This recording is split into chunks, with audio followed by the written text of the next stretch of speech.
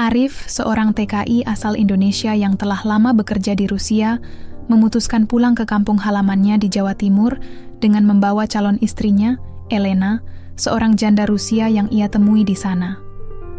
Kembalinya Arif membawa harapan baru, namun juga tantangan besar. Elena harus beradaptasi dengan budaya dan kehidupan desa yang sangat berbeda, sementara keluarga dan tetangga Arif belum sepenuhnya menerima kehadirannya. Ketegangan memuncak ketika sebuah insiden membuat penolakan terhadap Elena semakin kuat, mengancam hubungan mereka. Namun dengan cinta dan kesabaran, Arif dan Elena berjuang untuk diterima dan menemukan kebahagiaan di tanah kelahiran Arif. Sebuah kisah tentang cinta lintas budaya, perjuangan, dan penerimaan yang hangat.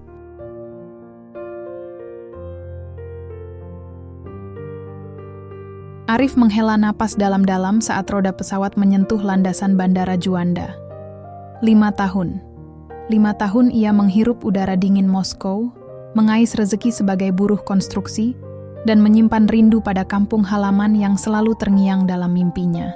Kini, ia pulang bukan hanya dengan koper penuh hadiah, tapi juga seorang wanita berambut pirang bermata biru yang menggenggam tangannya erat.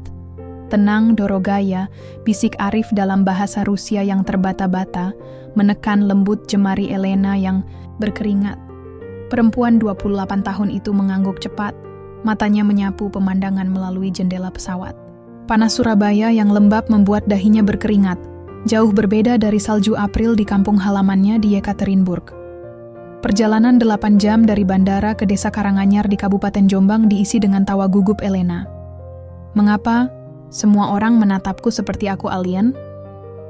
Tanyanya setengah bergurau ketika truk angkutan desa yang mereka tumpangi melewati kerumunan warga yang berdecak kagum. Arif hanya tersenyum kecut. Ia tahu ini baru permulaan. Sesampainya di rumah panggung kayu berusia 50 tahun milik orang tuanya, aroma sambal terasi langsung menyergap hidung Elena. Bu Darmi, ibu Arif, menyambut dengan pelukan yang kaku, matanya tak lepas dari tinggi badan Elena yang hampir 180 cm. "Ini calon menantuku?" tanyanya pada Arif dalam bahasa Jawa. Suaranya bergetar antara haru dan syok. Malam pertama dihiasi dengan pesta kecil-kecilan. Tetangga berdatangan membawa nasi tumpeng dan gethuk. Mata mereka tak berkedip mengamati cara Elena menyendok sambal dengan garpu. "Dia bisa makan pedas, Bu?" tanya Tumina, tetangga sebelah, sambil menyorongkan sambal hijau level dewa ke depan hidung Elena. Arif hampir tersedak melihat wajah memerah calon istrinya setelah menyentuh sambal itu, tapi Elena tertawa. "Getir, enak, seperti api kecil di lidah." Di kamar bekas gudang yang disulap menjadi kamar pengantin, Elena menggigil meski kipas angin berputar kencang. "Mereka berpikir aku gila karena mandi 3 kali sehari," bisiknya sambil memandang ember mandi dari plastik merah. Arif mengelus, punggungnya yang tegang, menceritakan bagaimana kakeknya dulu melarang ibu memakai celana panjang sampai tahun 1990-an. "Butuh waktu, sayang. Tapi aku janji, mereka akan mencintaimu seperti aku mencintaimu." Pagi hari dihantam drama pertama. Elena yang terbiasa sarapan bubur gandum kaget menemukan menu sarapan, nasi putih, ikan asin, dan sambal rawit. "Ini untuk sarapan?" teriaknya tanpa sadar dalam bahasa Rusia. Adik perempuan Arif, Siti, yang sedang menyapu berhenti mendadak. "Kakak Arif bawa setan bule ke rumah ini," bisiknya pada sang ibu yang langsung membuat tanda silang di dada. Arif menghabiskan pagi itu menjadi juru bahasa dadakan. Elena bilang dia suka masakan ibu, tapi perutnya belum terbiasa. Ia berbohong pada ibunya yang cemberut sambil menyembunyikan roti tawar yang diam-diam ia beli di warung. Di belakang rumah, ia menemukan Elena menangis terisak-isak sambil memegang foto anaknya yang ditinggal di Rusia. "Aku rindu Nadia," bisiknya lirih. Arif hanya bisa memeluk erat, menyadari betapa besar pengorbanan perempuan ini untuknya. Saat matahari terik menyengat, Arif membawa Elena ke sawah milik keluarganya. Di tengah hamparan hijau yang mengingatkannya pada ladang gandum di Rusia, Elena akhirnya tersenyum lega. "Ini indah," bisiknya sambil menjepret foto dengan HP butut yang masih menyimpan lagu-lagu folk Rusia. Arif mengajarinya menanam padi, tangan mereka berlumpur, tapi hati mulai mencair. Malam kedua diwarnai kejutan manis. Elena muncul dari dapur dengan wajah coreng-moreng, membawa piring berisi borscht Jawa. Sup bayur merah dicampur irisan tempe dan sambal. Keluarga Arif tertawa terbahak-bahak, tapi kali ini tawa itu hangat. "Pelan-pelan, Mbak," kata Bu Darmi, sambil menyuapi Elena nasi liwet dengan tangan, pertama kalinya tersenyum tulus pada menantu bule itu. Saat lampu minyak mulai dinyalakan, listrik desa sering padam, Arif duduk di beranda memandang bintang. Elena menyandarkan kepala di bahunya.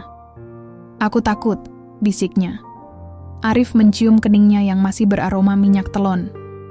"Kita sudah melewati musim dingin Siberia bersama. Apa sih panas Jombang dibanding itu?" Tapi di balik tawa itu, bayangan keraguan mulai mengintip. Di warung kopi, para pemuda desa berbisik, katanya janda Rusia itu mantan pelacur. Di mushola, Bu Tuminah berdoa keras-keras, "Ya Allah, lindungi keluarga kami dari setan mata biru." Dan di kamar mandi, Siti menemukan pembalut bekas Elena yang ia kira tisu berdarah setan. Ketika ayam jantan berkokok fajar, Arif bangun dengan keringat dingin. Mimpi buruknya tentang Elena kabur naik kereta api ke Surabaya terasa terlalu nyata. Tapi tangan dingin yang tiba-tiba menggenggamnya membuat ia tersadar. Elena terjaga, memandangnya dengan mata berkaca-kaca. "Aku tidak akan pergi," bisiknya dalam bahasa Indonesia yang patah-patah. "Kamu rumahku sekarang." Di kejauhan, azan subuh berkumandang. Embun pagi menempel di jendela kamar mereka yang masih dipenuhi kardus belum dibuka.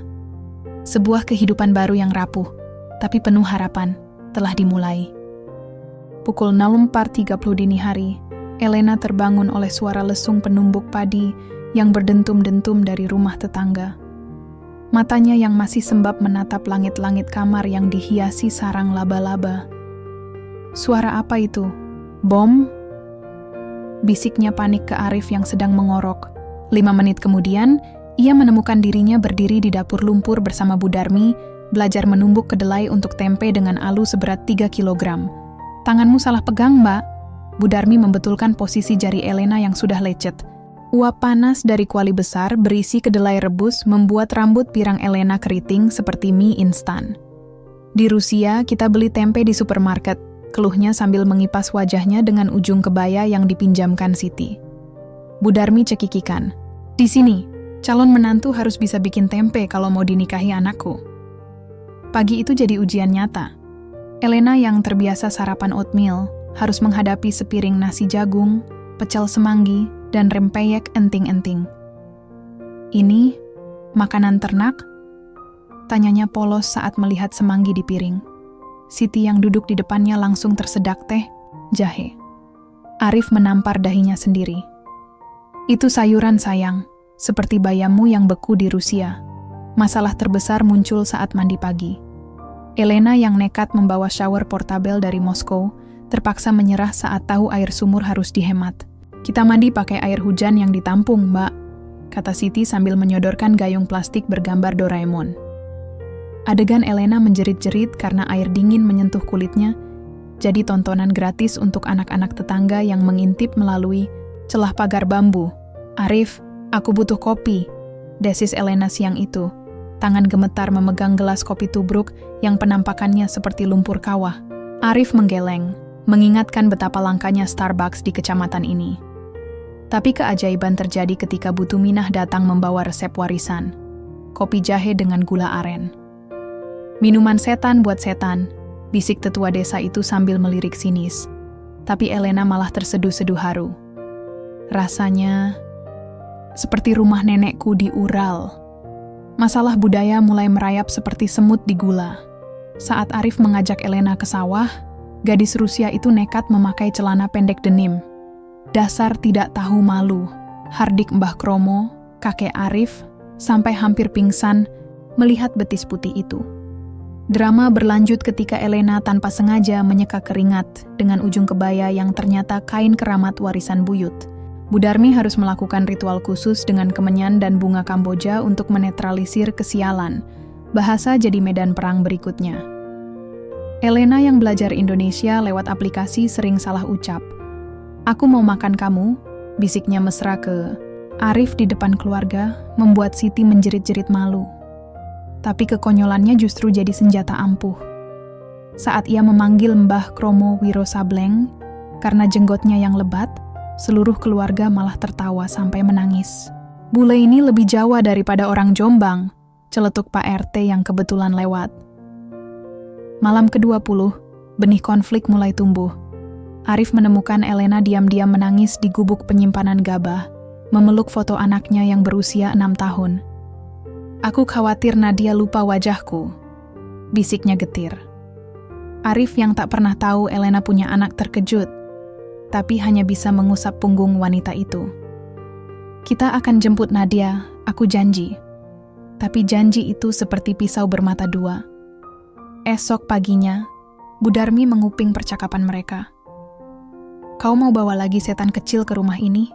Teriaknya histeris.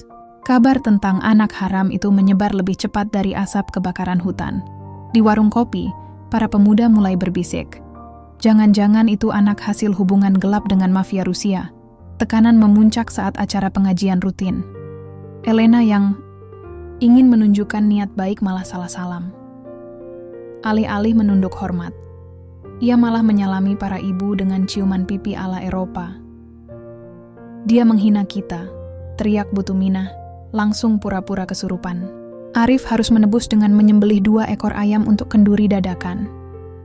Di tengah kekacauan itu, secercah harapan muncul dari tempat tak terduga. Siti yang awalnya sinis mulai tertarik pada Elena. Gadis 17 tahun itu diam-diam mengajari Elena memasak sayur lodeh sambil bertukar cerita tentang cowok idola K-pop. Kakak Elena lebih keren daripada artis TikTok.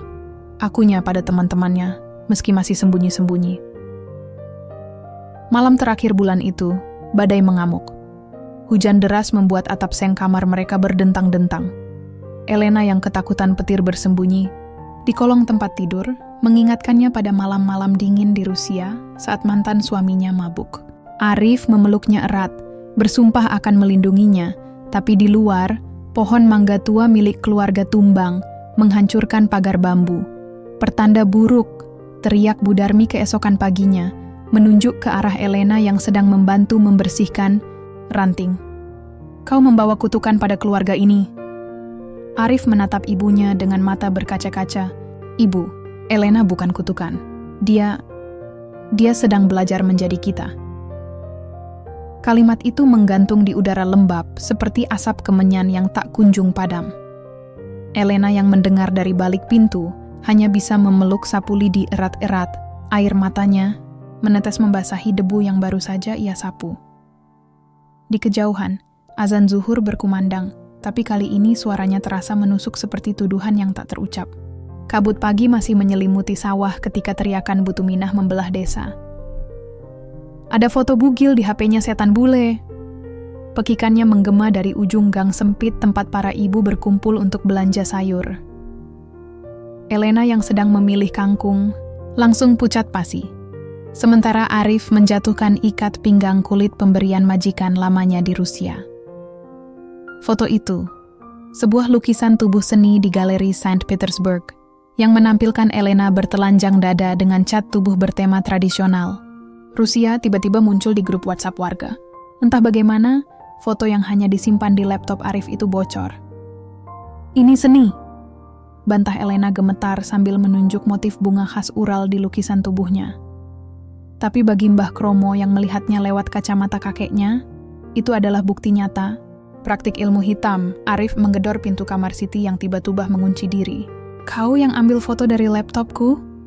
Gadis 17 tahun itu menjerit histeris. Aku cuma mau lihat foto pernikahan kakak. Tapi, tangisnya terisak menyebut nama Didit, pacar barunya yang bekerja di warnet. Dia yang upload kak, bilang, mau jadiin meme lucu, desa berubah jadi medan perang. Di pos ronda, para pemuda mulai menyanyikan lagu Rusia dengan lirik menghina. Anak-anak kecil lari ketakutan saat melihat Elena, berteriak hantu mata biru. Bahkan kucing kesayangan Budarmi yang hamil tiba-tiba mati di depan pintu kamar Elena. Sebuah pertanda yang membuat ibu mertuanya menjerit-jerit minta dukun. Puncaknya terjadi saat pengajian bulanan. Butuminah berdiri dengan mukanya yang merah padam, mengacungkan printout foto Elena yang sudah diedit dengan telinga setan. Dia pembawa wabah. Lihatlah tanaman padi di sawah Arif layu semua. Padahal, itu karena salah pupuk. Tapi warga yang sudah dipenuhi prasangka berteriak sepakat. Usir setan bule. Arif mencoba melawan. Di depan 50 warga yang berkumpul di balai desa, ia memutar video pernikahan adat Rusia mereka. Tarian tradisional, roti garam simbolik, dan air mata bahagia orang tua Elena. Lihat, ini budaya mereka yang mulia, teriaknya. Tapi layar laptop tiba-tiba mati. Listrik padam. Dalam gelap, teriakan Allahu Akbar terdengar, diikuti lemparan batu yang nyaris mengenai kepala Elena. Malam itu, di gudang penyimpanan jagung yang gelap, Elena menggenggam pisau dapur. Aku lebih baik mati daripada dipermalukan begini, bisiknya pada bayangan sendiri. Tapi tiba-tiba, senter kecil menyorot wajahnya. Siti, dengan mata bengkak habis dipukul Arif, menyerahkan koper kecil berisi uang dan tiket bus ke Surabaya. Lari, Kak, sebelum mereka membunuhmu. Arif yang panik mencari Elena kemana-mana menemukan sesuatu yang membuat darahnya beku. Surat dalam bahasa Rusia yang diterjemahkan Siti secara kasar. Aku kembali ke Moskow. Jangan cari aku. Nadia lebih penting darimu sekarang. Di sudut kertas, noda air mata membentuk peta kecil bekas jalan mereka berdua dari Bandara Sheremetyevo ke Jombang. Tapi Elena tidak di terminal bus. Ia justru ditemukan, Arif di tengah sawah yang sedang diguyur hujan deras, berdiri di atas lumpur seperti patung hantu. Aku mau tanam padi, katanya dengan suara hampa, tangan kotor mencengkram bibit unggul yang dicuri dari lumbung. Kalau aku jadi petani baik, mereka akan terima aku kan? Di kejauhan, lampu senter warga berkerlap-kerlip seperti kunang-kunang buas. Teriakan, bakar rumah setan, mulai terdengar. Arif menarik Elena ke gubuk tua tempatnya dulu pertama kali belajar memikat burung. Di antara jerami berjamur dan sarang tikus, mereka berpelukan seperti dua anak kecil yang tersesat. Aku hamil, bisik Elena tiba-tiba. Suaranya lebih dingin dari salju Siberia. Hujan April yang mengguyur desa Karanganyar pagi itu, seperti air mata langit yang tak habis-habis. Di balik pintu gudang tua tempat Arif dan Elena bersembunyi, teriakan warga mulai berbaur dengan deru angin. Bawa keluar si bule, dia yang bawa. Sial! Teriak Pak RT sambil mengacungkan obor dari sabut kelapa. Elena menggigil memeluk perutnya yang masih datar. Aku tak mau anakku tumbuh dalam kebencian, bisiknya, menatap pisau kecil yang tadi ia ambil dari gudang. Arif merampas pisau, itu dengan tangan gemetar. Darahnya mendidih melihat bekas luka di pergelangan tangan Elena. Kau dan bayiku adalah alasan aku bernapas. Desisnya, menempelkan dahi ke perut Elena yang masih belum terlihat. Di luar, Siti tiba-tiba menerjang kerumunan warga dengan teriakan melengking. Stop, ini semua salahku. Gadis itu menyerahkan laptop. Tua ke tangan Budarmi, jarinya menunjuk rekaman CCTV warnet yang menunjukkan Didit, pacarnya, sedang mengirim foto-foto Elena ke grup-grup gelap di dark web. Dia jual foto Elena ke sindikat pornografi. Kepala desa yang kebetulan mantan polisi langsung menyita laptop. Tapi Butuminah malah menyambar mikrofon pengajian. Bohong, ini sihir bule, lihat. Teriaknya tercekik saat melihat Elena tiba-tiba keluar dari gudang dengan baju kotor penuh lumpur. Tangan kanannya memegang Quran kecil pemberian Siti. Tangan kiri menunjuk perutnya. Aku mengandung cucu kalian. Suara Elena menggema dalam bahasa Jawa kacau, yang dipelajarinya diam-diam selama sebulan terakhir. Desa terdiam. Angin berhenti. Seekor kuntul putih tiba-tiba hinggap di pohon mangga yang tumbang. Seperti pertanda, dari langit Budarmi menjatuhkan gayung mandi yang dipegangnya. Cucu? Ia menatap perut Elena yang masih rata, lalu memandang Arif yang mengangguk sambil menangis. Ibu, ini hadiah dari Allah.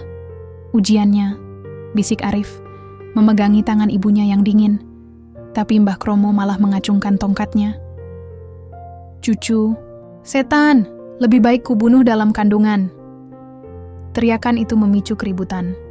para pemuda yang pro-Arif tiba-tiba berhadapan dengan kelompok tua yang masih fanatik. Elena terjepit di tengah, tubuhnya terhuyung jatuh ke kubangan lumpur. Darah segar tiba-tiba mengalir di antara kaki Elena. "Bayiku!" Jeritannya memecah langit. Kekacauan pun mencapai puncak.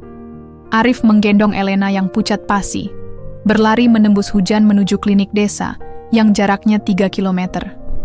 Di tengah jalan, Bu Darmi tiba-tiba muncul dengan payung compang-camping. "Jalan pintas, ikut aku," teriaknya, menarik tangan Arif ke jalan setapak yang selama ini ia larang Elena lewati. Jalur yang dulu ditempuhnya saat melahirkan Arif prematur. Di klinik kumuh yang penuh poster KB usang, bidan desa berjuang menyelamatkan janin 2 bulan itu.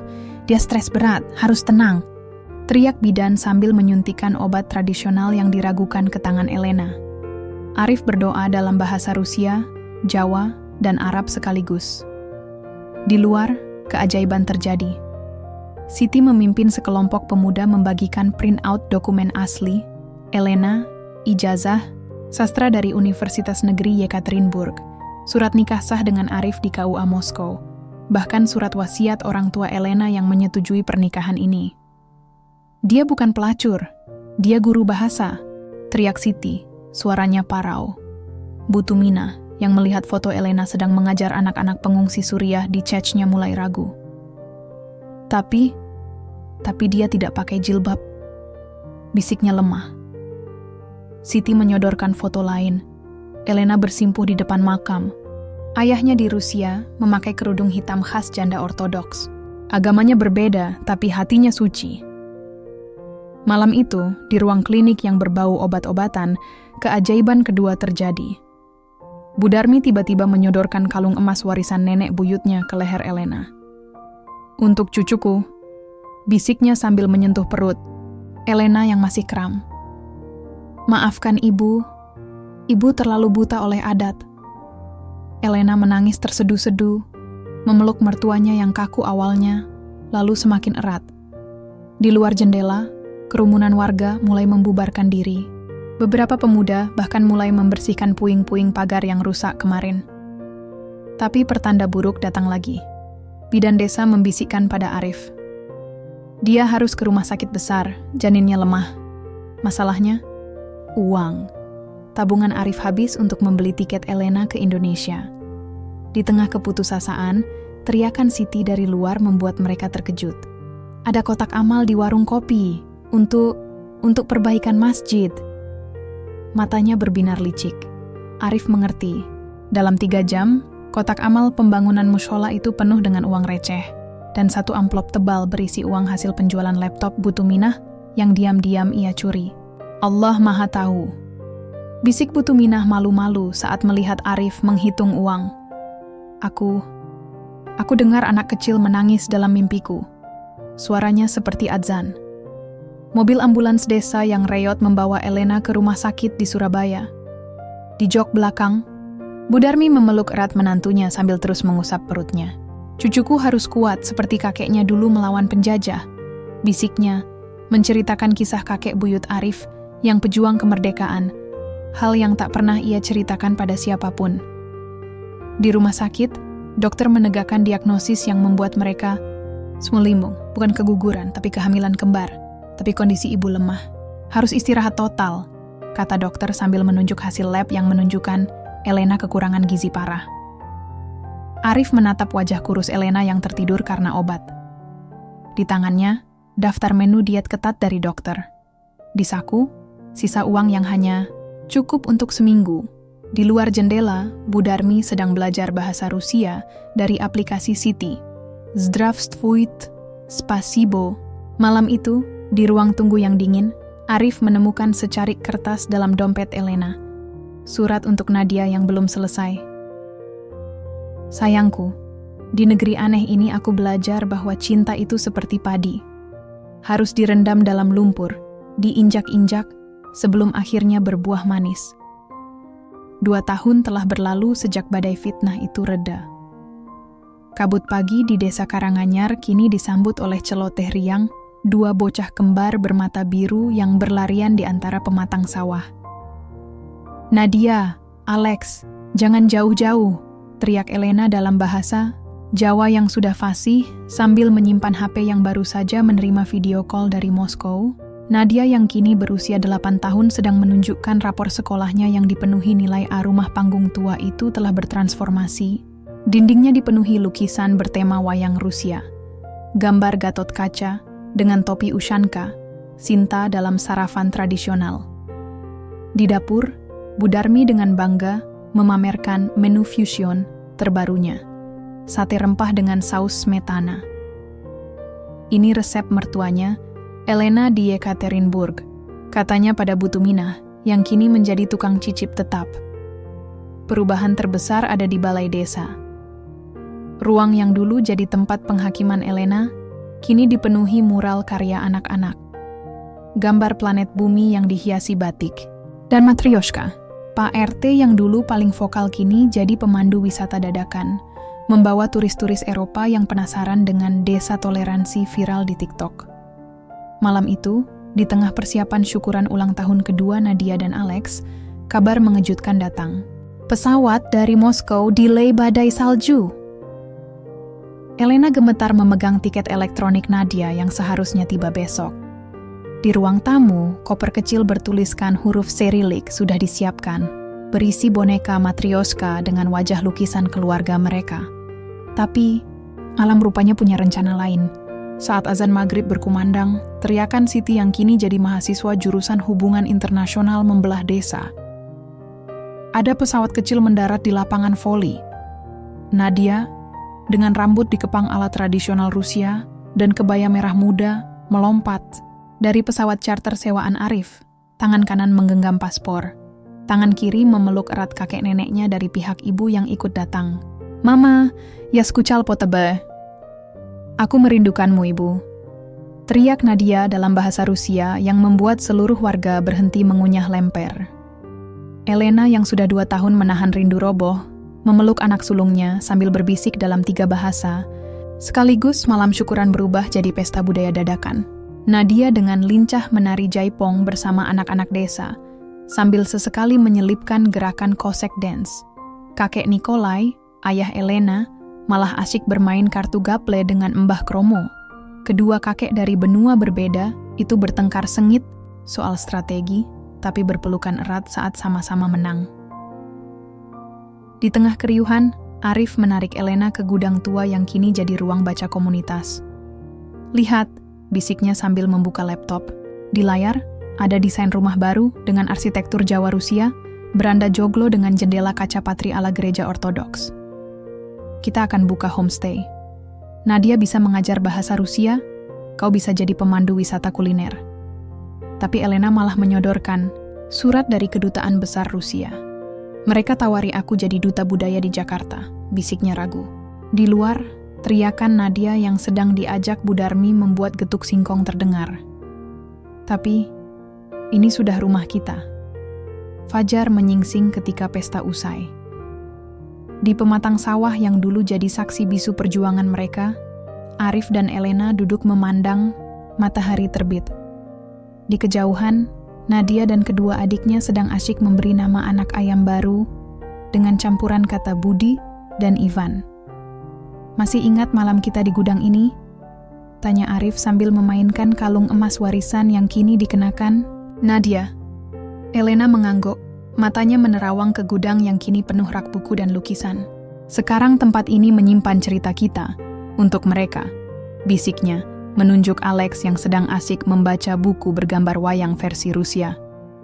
Bu Tuminah tiba-tiba muncul membawa nasi tumpeng mini. "Untuk cucu-cucu baruku," katanya malu-malu, menyebut Nadia yang kini dipanggil Mbak Diah oleh anak-anak desa. Di atas nasi ada hiasan bendera Indonesia dan Rusia dari wortel dan lobak. Ketika sirene mobil pemadam kebakaran tiba-tiba berbunyi, semua kaget. Ternyata, itu hanya kendaraan yang dimodifikasi warga untuk mengantar Nadia keliling desa. "Kita mau tunjukkan pada dia, ini desa tempat ibunya jadi ratu," teriak Siti yang sekarang jadi ketua Karang Taruna. Malam terakhir mereka bersama penuh kejutan. Kakek Nikolai tiba-tiba meminta Mbah Kromo mengajarinya membatik. Untuk kenang-kenangan, katanya dalam bahasa Jawa terbata-bata. Hasilnya, sebuah kain bergambar beruang madu yang memakai sarung dengan latar Kremlin versi Jawa, karya yang kemudian viral di Instagram dan jadi maskot desa. Saat hari perpisahan tiba, di bandara, Nadia malah menolak masuk ke Departures. "Ya, Kocu Ostatsya, aku mau tinggal," teriaknya sambil memeluk erat Siti yang kini jadi tante favoritnya. Solusinya, kakek Nikolai yang sepuh mendadak mengumumkan akan tinggal setahun. "Aku mau belajar jadi dalang," katanya serius, memegang wayang buatan Mbah Kromo yang mirip wajah Putin.